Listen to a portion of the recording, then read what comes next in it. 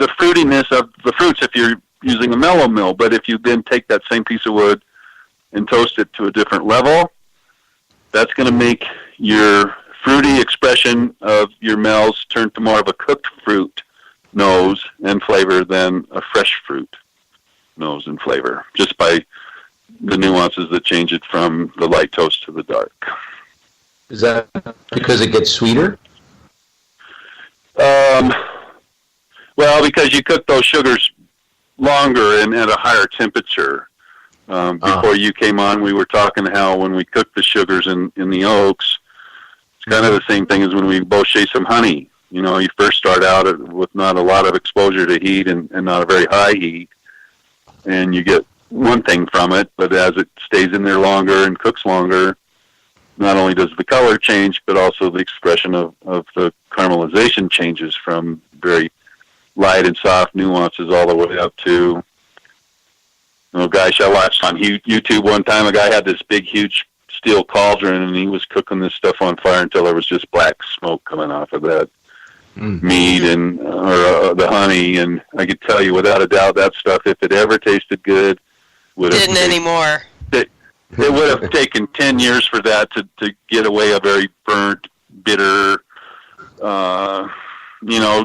cooking chocolate. Baker's chocolate's not very, that's not very appealing, at least not to me. And I think we're getting a little bit off topic, but I think a lot of people that make bocets have the tendency to cook their honey too long, and it starts to get bitter and sharp. And so kind of that's what happens as we go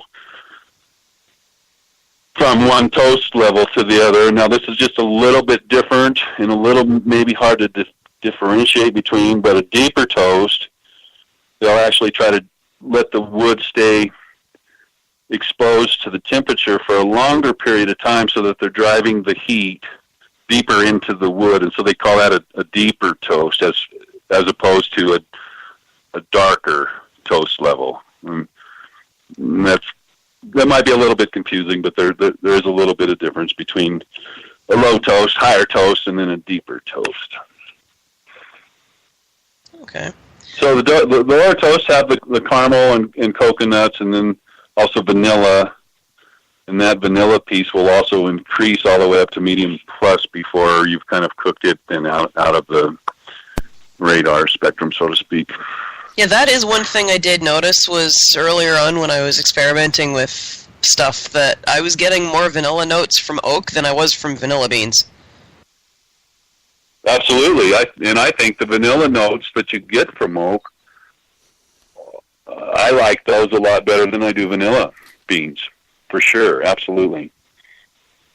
It's very creamy, and not only creamy flavor-wise, but the texture, the tactile piece that your mouth gets, you get that from the lower toasted oaks for sure. And actually, American's going to give you that more than the Hungarian or the French. I have a question. Sure, Vicky. What have you noticed about the oak flavor extraction and speed on a drier mead versus a sweeter mead? That's a great question.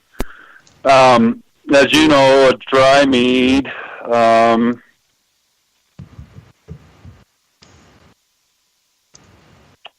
not very much can hide in a dry mead, huh? And so I think that if you're looking at a drier mead, particularly a drier traditional, I think you need to stay more on top of it. And I would maybe even suggest until you get your feet wet enough that you kind of had a good idea of amounts, how many ounces you want to use and how long.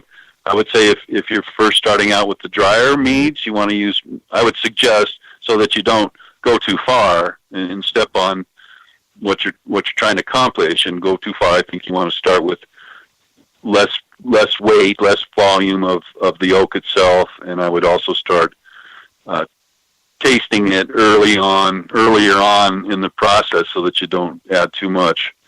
We've all said this a million times, right? You can always add more, but you can't ever take it out. So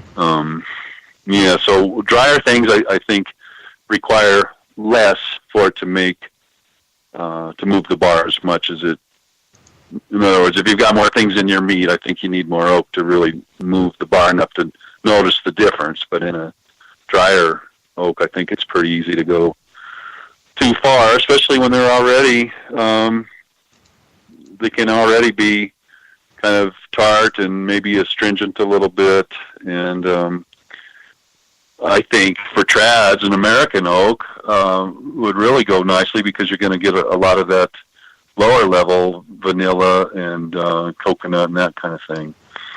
So that's what I would say on a dry mead is maybe use less and check it more often, because I think it's easier to go too far. Okay. And of course, the burning question on everybody's mind: can I just get my oak from Home Depot and toast it myself? Well, I guess you can, but I would say unless you're willing to put it out in your backyard and stacked up in the Jenga thing for 3 years, I probably wouldn't bother, because all you're going to get there without those enzymes that the lichen will induce into the wood, all you're going to get, and a lot of that wood's treated too. And so I would say no, don't go buy wood from Home Depot.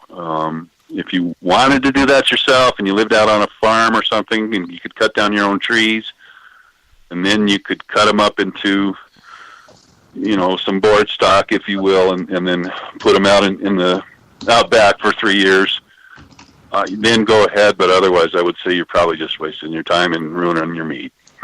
So that leads to the question of, what about other woods? There's, everybody talks about oak, but can you, quote unquote, oak with cherry or maple or other woods, or is oak pretty much it? Yeah.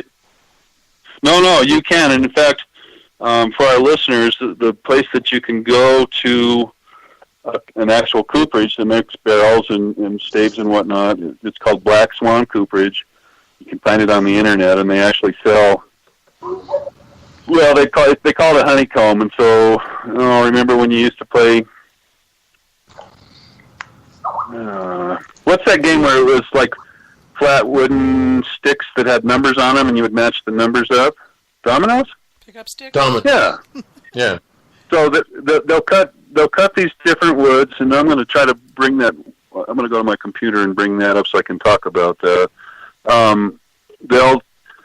They'll cut down different trees and different species, and then and I don't know. I bought some, and I didn't play with it enough to really give it a good fair shake, so to speak.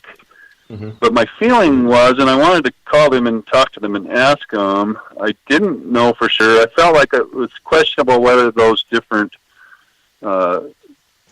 honeycomb dominoes, if you will, I wanted to call them and ask them if they actually took the time to allow them to season like they do the other oaks, because to me it didn't quite seem like it was exactly the same. So I wanted to call them and ask them. Did it feel like, when you looked at them, they felt like new wood or green or? Well, yeah, they didn't have any color spectrum to them, and they seemed awful woody, as if they had not been toasted. And because they were the honeycomb configuration as well, they seemed like a lot like chips. They gave up a lot of their stuff very quickly. But I'm on their website right now, and so they have cherry, hard maple, hickory. They do have red oak. And they have white oak. They have white ash. They have soft maple, sassafras, and yellow birch.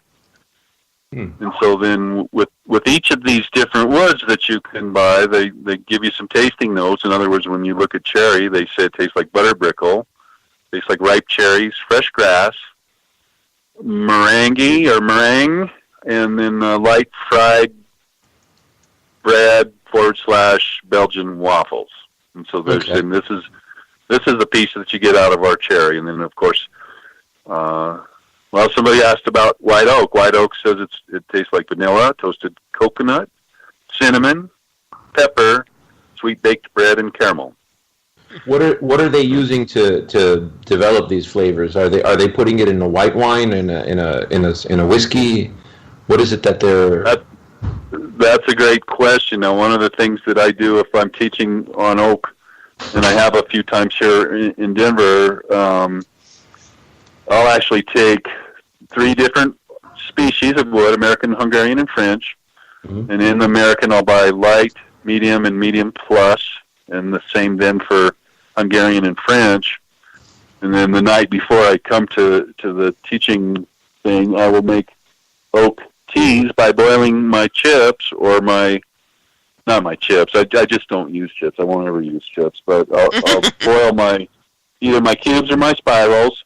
Mm-hmm. And I'll make a tea with it, and then we can sit around and drink the tea at the end of our thing. We can actually taste the difference that we've been talking about, and then we actually take those teas after we've tasted them all. And it's kind of funny to be sitting there in somebody's garage on the plastic card table, right? And everybody's sitting there with these little brandy snifters, and we're drinking wood tea. But it's actually pretty nice, and some of the teas are nice enough. You go, you know what? I could make this and just keep it cold in the refrigerator.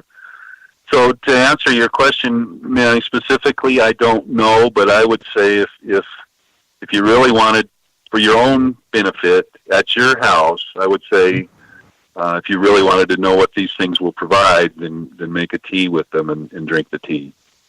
Oh, then that's very clear of what they're providing, because you're not getting the other influences of your grapes or your mead or your yeast or anything like that. Interesting. Okay, yeah.